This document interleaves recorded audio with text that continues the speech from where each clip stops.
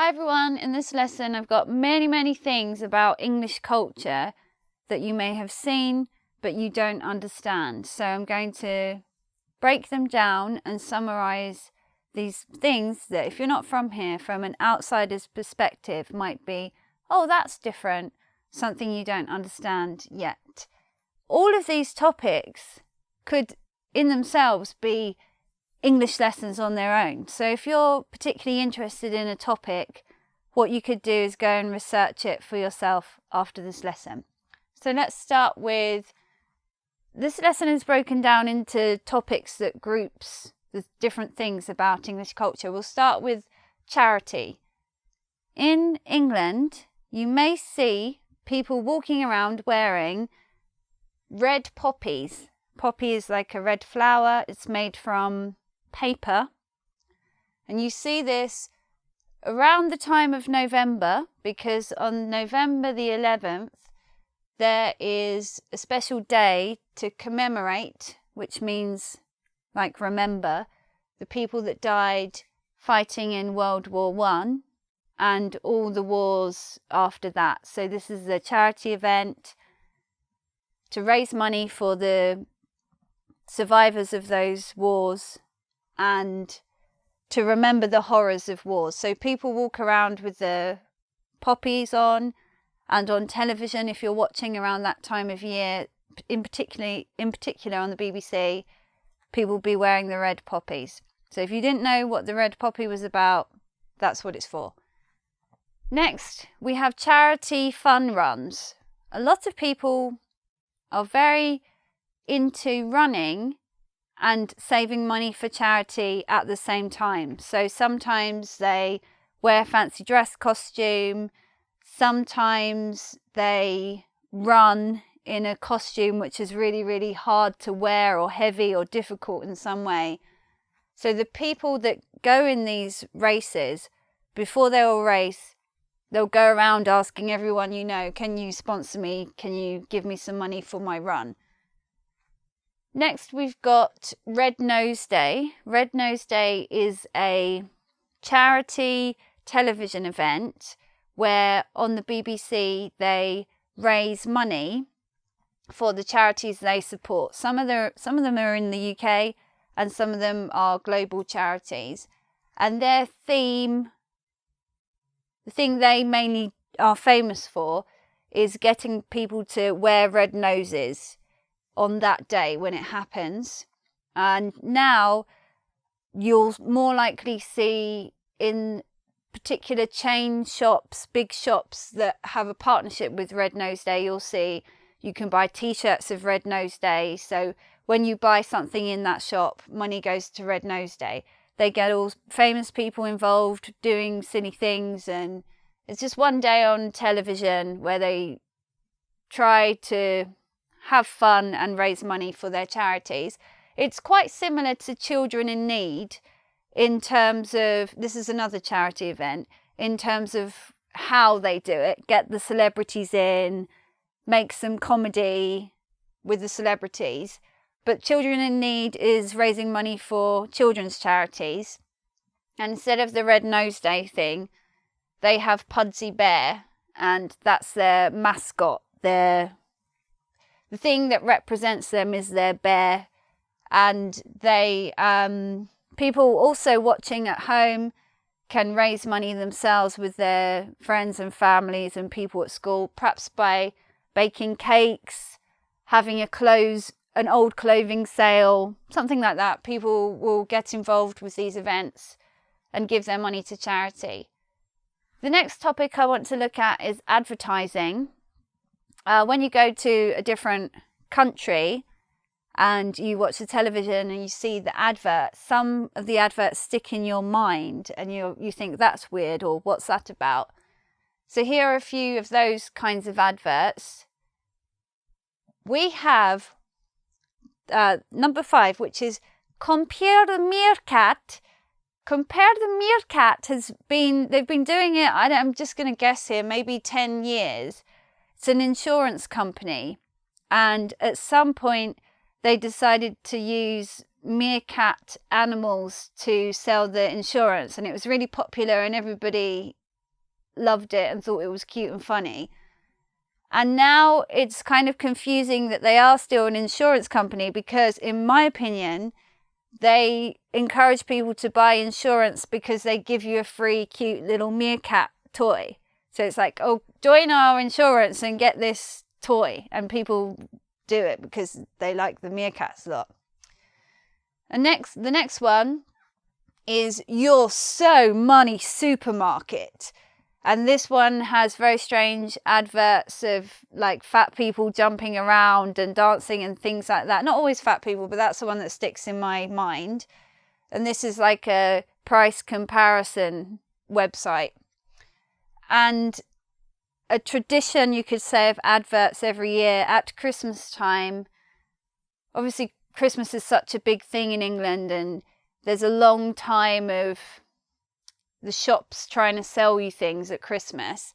Something that's become a tradition is the John Lewis Christmas advert, and they spend a lot of money on it. It's like a short film, and one that they did, one that sticks in my mind the most was one about a boxer dog, and it was jumping on a trampoline in a garden with lots of other cute little animals, like maybe a fox, and all looking cute together, jumping on the trampoline, while the music is very emotional, and it makes you feel a bit sad and a bit nostalgic. So the John Lewis adverts always bring up emotion in some way, and it's maybe a bit of wonder and a bit of something unexpected as well. So yeah, they do this big advert every year, and lots of people watch it.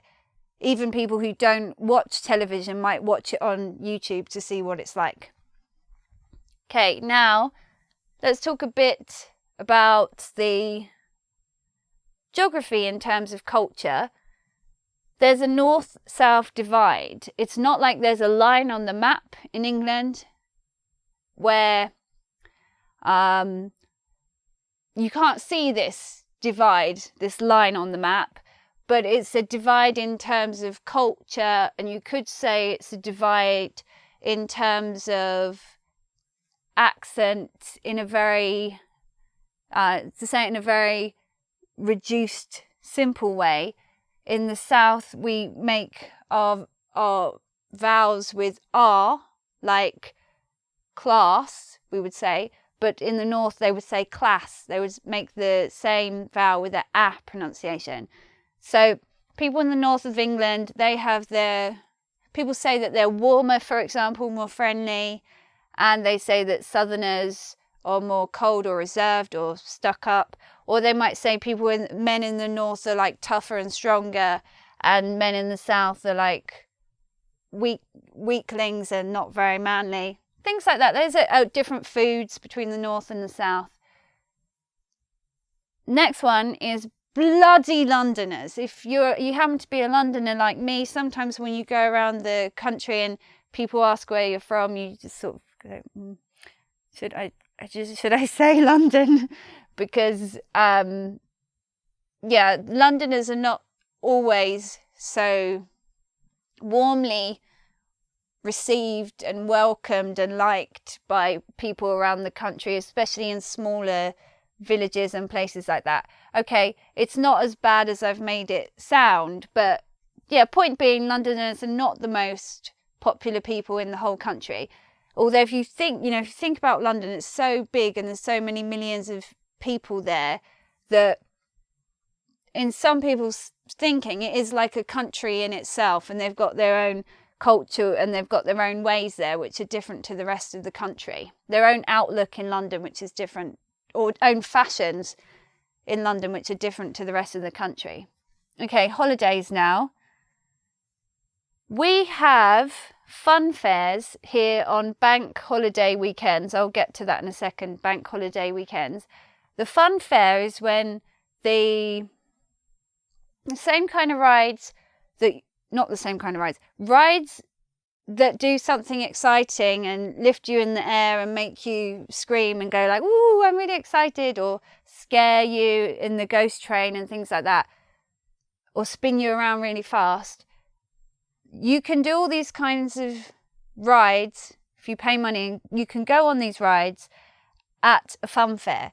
But the fun fair isn't there all the time. The fun fair will be in a big park. For example, in London, you will see fun fairs there only on bank holiday weekends. So they come for a few days and they're open all the time. People come and spend their money. And then after the fun fair leaves, I don't know where they actually go after the bank holiday weekends. I don't know if they go to other countries, or I don't know if they just don't work, but I only see them at bank holiday weekends.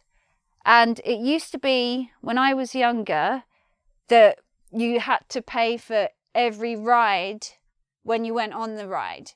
You'd get your, however much it was, £1.50 or something, and just pay to go on the ride. It's not like that anymore. You have to pay in tokens, pieces of paper, and sometimes you have to pay even to go inside the fun fair. When I was younger, you could always go in for free. If you didn't want to go on rides, you could go in for free. And yeah, fun fairs have particular kinds of food as well, like candy floss, which is a pink fluffy kind of food, or eating things like burgers and hot dogs. Okay, bank holidays now.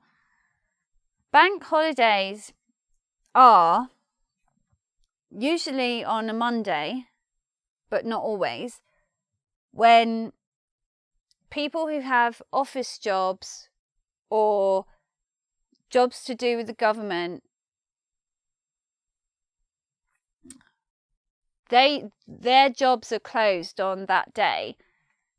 And many, but not all jobs will be closed on that day. If you work in a shop or clothes shop, you work in a supermarket, the business you work in might be open. But in general, many places are going to be shut on bank holidays. Now, what's special about it is because so many people are off on the same day, they're not at work. And what's also special about it is the bank holiday is usually on Monday, so people get a 3-day weekend. Saturday, Sunday, Monday. So people who perhaps don't get that much official holiday from their job, I'm not sure what the average amount of holiday is, but maybe it could be about every year they get 3 weeks of holiday from their job. People love bank holidays because they're not counted in their holidays that they get every year from work. They're like extra days that you don't go to work. So they love bank holidays because it feels like they've got more time off work. So these happen at different times, like at Easter, the Easter holidays. They also happen in August. We have an August bank holiday. If we're lucky, it's sunny. And people love to get the 3 days off in a row in the summer when it's nice and everything like that. So, but in terms of when they happen, that's something that you have to always check, find out, keep your eye on, because they tend to change around year by year. Okay, now, holidays at the English seaside. You know what kind of weather we have here. It's a bit chilly. It rains a lot. Well, our English seaside isn't known for us going there and getting very deep tans, and it's not guaranteed sunshine at the English seaside compared to the Mediterranean, for example. But what we do have is fish and chips for you to eat, and arcades. Arcades are places where you can go in and play game machines, or you can try and win small amounts of money on different machines, and it's very noisy in there, like bing, bing, bing, bing, bing, bing, bing. But the arcades are there, I think, because the weather is so unreliable. So if it's a rainy day or something like that, people will go into the arcades, and you need somewhere to go inside at the British seaside in case it's raining on that day. So that's where you can go if it's really cold or there's a storm or something. Go and spend some money in the arcades. 13 here is Perhaps this is something that would happen on a sunny bank holiday weekend. You might see people having barbecues and alcoholic drinks in the park. Over here in England, as far as I know, you are able to drink in all the parks. As far as I know, people do drink in the park. They eat in the park, they have picnics, and sometimes they'll have barbecues. It depends if it's allowed, the barbecue part, because you're not allowed to burn the grass. But if you have a special kind of barbecue that won't do that, you'll see it. So sometimes in London in the summer, on a sunny day, the parks are absolutely full of people all having picnics or barbecues, and there's not really many spaces to sit. There's so many people who go out there. The next is Pimm's O'Clock, and this is talking about an alcoholic drink which is specific to drinking in the summer, early summer, when the tennis is on at Wimbledon. Wimbledon is a famous tennis courts where big competition happens, and the drink associated with that is this one called Pimm's. It has strawberries and other kinds of fresh fruits in it. It's very fresh, and yeah, that's when we tend to drink it, and then you don't really see Pimm's around a lot after that, but it happens then. Life events. Okay, here in England, birthdays, I would say, are quite important. From what I've experienced in some other places where people don't care so much, birthdays are important. And in particular, some birthdays are considered more special or times to do something big rather than others. So 18, 21, 40 years old, 50-year-old. And it would continue upwards every extra decade. These are considered important birthdays. Perhaps people have a party or do a big celebration on those ones.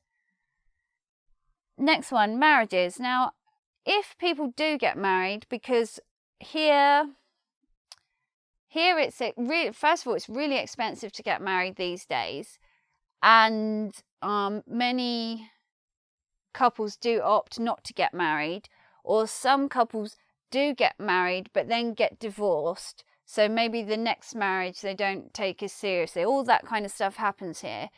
So putting that aside, if people do get married here, one of the main traditions of the marriage is the party before the day itself, and this is the stag party for men and the hen party for women, when they all get together before the wedding and have a party. Usually they'll wear fancy dress, do something silly and fun together before the wedding.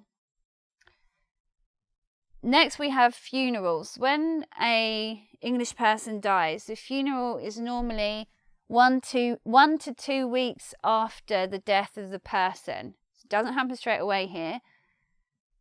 You can be buried, or you can be cremated. Your body could be burnt. You could be cremated. Most people these days are cremated. If you want to be buried, it's still possible, but if you think about it, this is a relatively small island with a very dense population, so there isn't necessarily the space in your area where you live to be buried. So more and more, I think it depends on your religious beliefs as well, but if you don't have particularly strong religious beliefs, many people opt to be cremated. At the funeral, typically you'll have a buffet. A buffet is when there's different food already there, and you can just go up and take this, or take this, take this. And refreshments. Refreshments can be any drink, basically. Sometimes alcohol, or sometimes not alcohol at the funeral. Now, a very when horse-drawn carriage. I'm just wondering myself here whether it's carriage or hearse. A hearse is a car that when somebody dies, the coffin is inside that, and the hearse drives it to the place where the funeral is. some funerals, which I see in London from time to time, but normally in the East End or in the southeast of London, and I see these occasionally, you get horses taking the body to the cemetery or where it's going. And this is very old-fashioned, traditional kind of funeral, but very, very expensive as well. So when you see somebody who's having this kind of funeral, you always look, oh, look what's happened. Look, who's that person that died? And when you see this as well, I tend to think it's people that are still part of the very old Cockney culture that was in those areas, East End and southeast of London. And in those kind of funerals as well, you will see many wreaths. Can't say it, right? Wreaths. Which is when the flowers are all together when somebody dies, and sometimes it says the word mom or dad or sister, whoever died. You'll see all the flowers, and you'll watch as they're making their way to the cemetery to bury the body. Okay, now I want to talk about Big Brother and the nanny state. Big Brother is a way of saying the government is watching you or controlling you, and the nanny state is a way of saying the government wants to protect you and keep you safe, so it's always trying to teach you something or talk to you about something. So they mean different things, but they overlap. Here in England we have quite a lot of this compared to many other countries.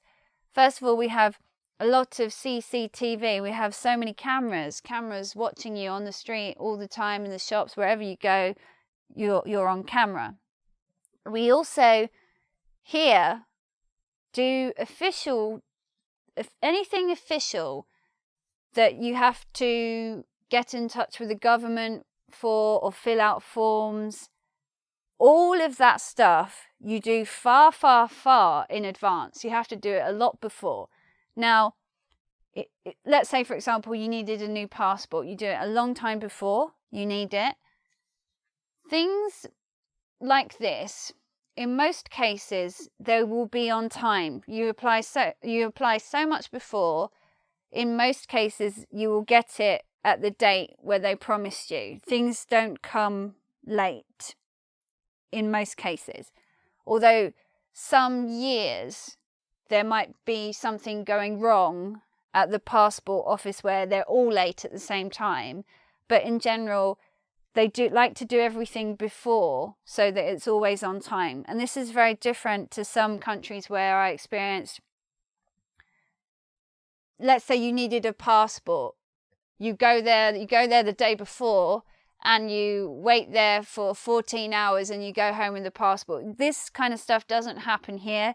We do everything before in advance. The next is driving here.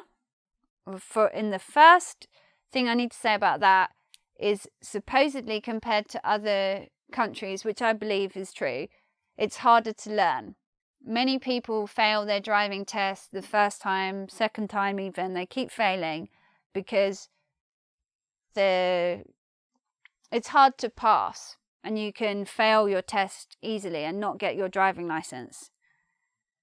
So in the first place, it's hard to get your driving license, but once you have your driving license, you can lose it quite easily as well. If you drive your car too fast, if you drank alcohol over a certain amount and you drove your car, there are ways where if you break the law with driving, they can do things to take your driving license away from you or ban you from driving. So you might have to wait a long time before you can again do your driving test. Then the other thing is that the parking rules here, in most places, and definitely in London, you can't just drive into London, park your car there and come back for it an hour later, because it will be gone already. The local government will have taken your car and said, oh, that's great, we can make some money from this now. So wherever you go, you always have to pay for your parking, and you have to be really, really careful that you park it in the right place at the right time. Otherwise, it will cost you so much money over here in England. And the next point here is, this one relates to the nanny state, which is about, this is a way of seeing what it means when there are so many rules for protecting you, or from the government or from your school, to try and keep you safe all the time.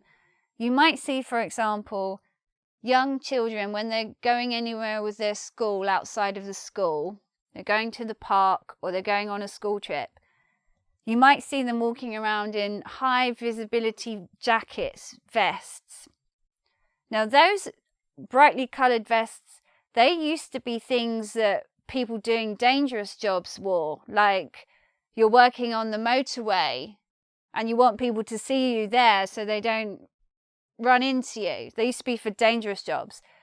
But now we see children walking down the road wearing these jackets with their schools, because I suppose they're trying to keep the children safe with these big bright jackets. But it is, from my perspective, I think it's like making it, for the children, everything's scary, everything's dangerous, so we must be always thinking about safety and oh no, all these things. So more things coming up. Staying on the same topic of the nanny state and Big Brother, we've got internet filters. When you search for things on the internet over in England, there are a lot of restrictions, and depending on, there seem to be differences between your internet provider, who you buy the internet from. So there are differences between house to house, but it can happen when you're searching for things. They say restricted, you can't look at that. And this might, you might not realize you're looking for something that, you're not allowed to look at or something. So you get that kind of thing here. We also have bin wars. And this is to do with arguments that happen between neighbours to do with their garbage and okay, I have to go back a step. There are many rules about the garbage and the rubbish, and the local government, the local council come and take it away from your house, but they have many rules. Like it's only every 2 weeks they come, and you must put it out on Tuesday morning before 8 a.m. and things like that. Many, many rules. And if you miss the rubbish and you don't put it out on the right time, and therefore you've got too much rubbish, or your rubbish wasn't put in the right bag, and then a fox came up and made a hole in the bag and put the rubbish all over the street, this is when you might get bin wars, because your neighbours might be angry with you for not being organised with your rubbish, and it can start very bad arguments. And bin wars can also happen around recycling issues, because the recycling is complicated as well. The recycling is complicated because in all the different areas they have a different way of doing it. So in that area you might put everything in the blue bag, but in that area you don't put newspapers or glass in that bag. So wherever you go, you always have to say, is it okay if I put this in your bin?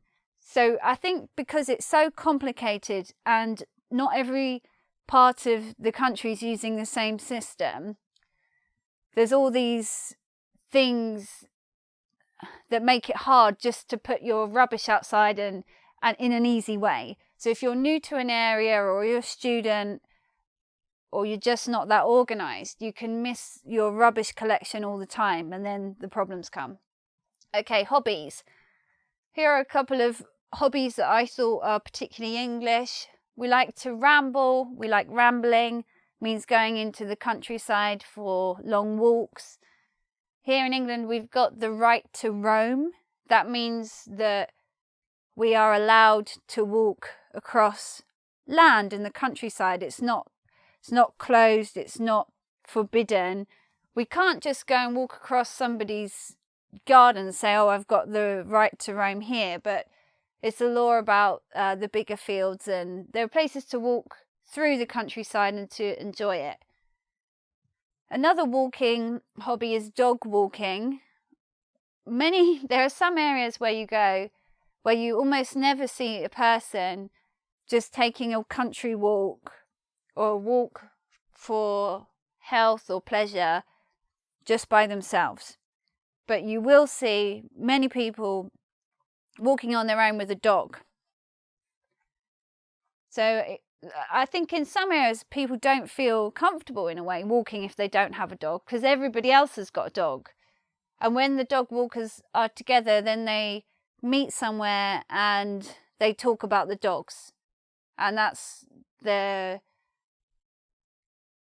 don't talk about how are you, I haven't seen you in 2 weeks, what's going on in your life. They talk about the dogs, what's the dog doing, and is he enjoying his run, and what's he eating, and things like that. So it's a hobby that's people do. It keeps older people, especially, gives them company with other people. So they might not have a lot of friends in their area, but when they go and walk the dog, they speak to other people. So it's a way that even if English people are more reserved than in other countries, or some other countries, when they go walking their dogs, it gives them a reason to talk to each other. It doesn't mean they're going to be best friends with the people they meet when they're dog walking, but at least it's slowly getting to know someone or talking to someone new. Okay, the next one is model making. Some people are interested in making models of ships or trains and things like that, where they very carefully put the model together over a long time. Now we've got food and drink.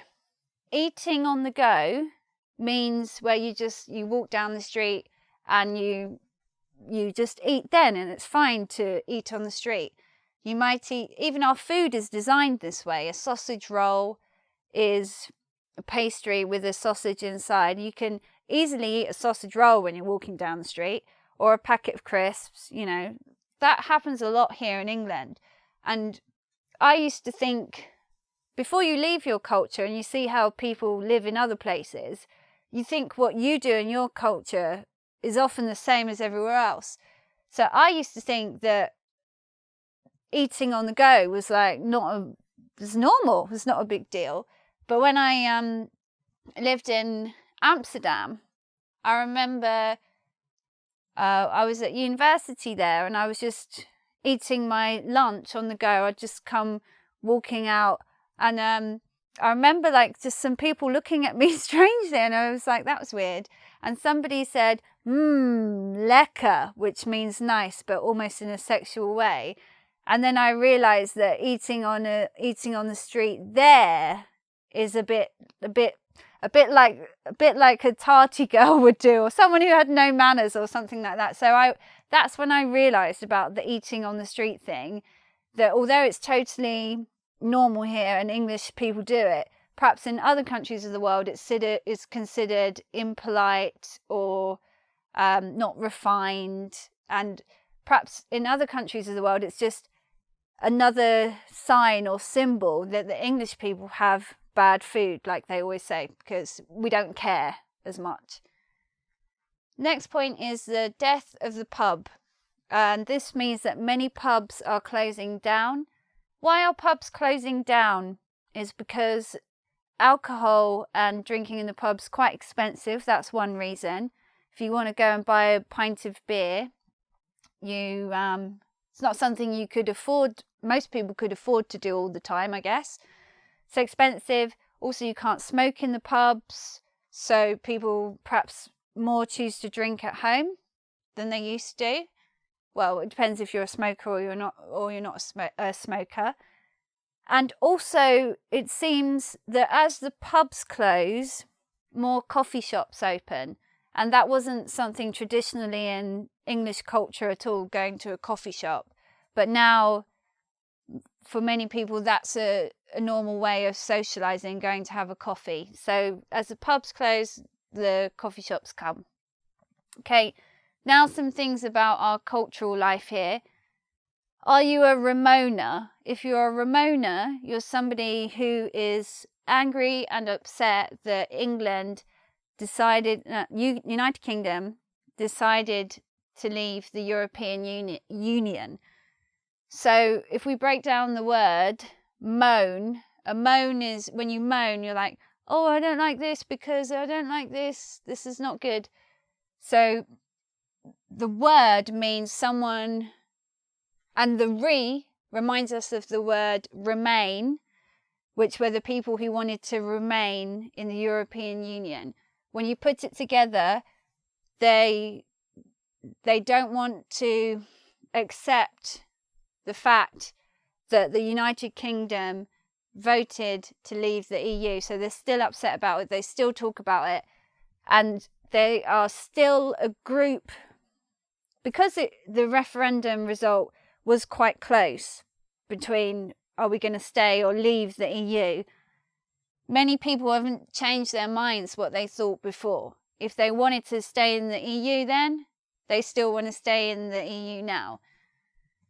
So this is like a split in our politics here, whether you wanted that or you didn't. We also have political correctness. This is something that you can either see or not see. A lot of people would not realise that something was politically correct, but it has to do with the things that you can say, the things that are acceptable to say, things that you're not allowed to say, the kind of opinions that are acceptable, and the kind of opinions that you're told you're wrong for thinking. So there's a lot of this that goes on in the United Kingdom, England. Next one is, are you posh? If you're posh, this means born into a family, typically but not always, that has money and is wealthy. But more than the money, it's about the name of that family. Where does that family come from? Have they always been an important family? Do they have good connections? Have they been to a boarding school where you have to pay money to go to? So if the answer to those things is yes, then perhaps you are a posh person. And the thing about being posh as well is you don't really, let me know if you agree in the comments, you don't become posh one day in your life. You don't make money and become posh. You're born posh or not. Well, your family background creates you to be posh. Next, something we have here are council houses or housing association houses. The property prices in England are really, really expensive if people want to buy their own houses. But that's not the only way that people live here. If you see houses around sometimes, or you see blocks of flats, but it can also be houses.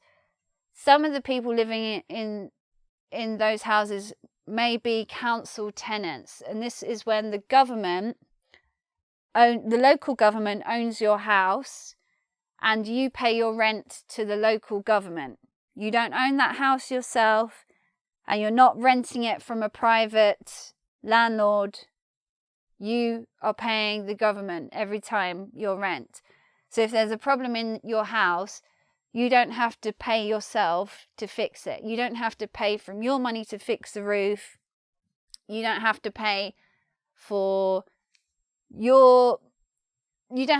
fix your house if there's a flood and all water came in. You don't do that stuff. The council will pay for it. So the council houses are much cheaper to live in, but not everybody can have them. There's not enough council houses for everybody to live in, and there's much, much fewer council houses for people of the younger generation now than there were in the past times as well. So yeah, this is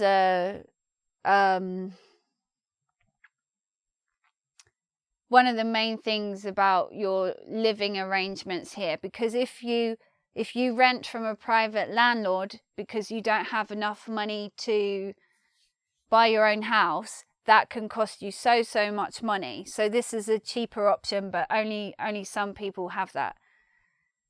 Next is public outpourings of grief. An outpouring means like, oh, so much being expressed or so much being said about something now.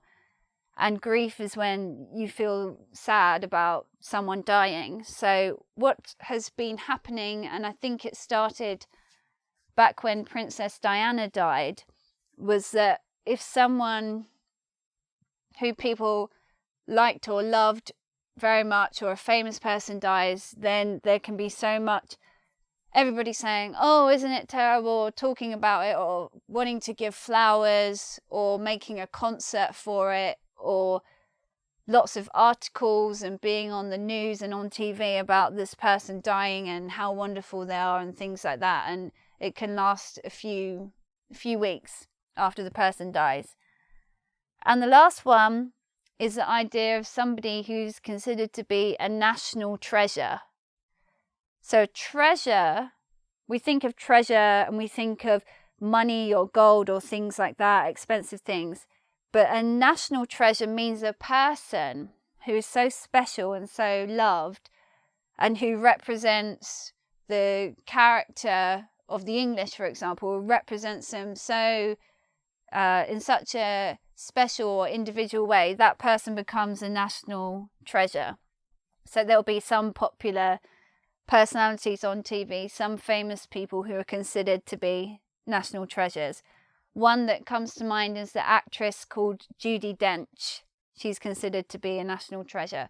So you're usually of more of an advanced age by the time you get considered to be the national treasure status.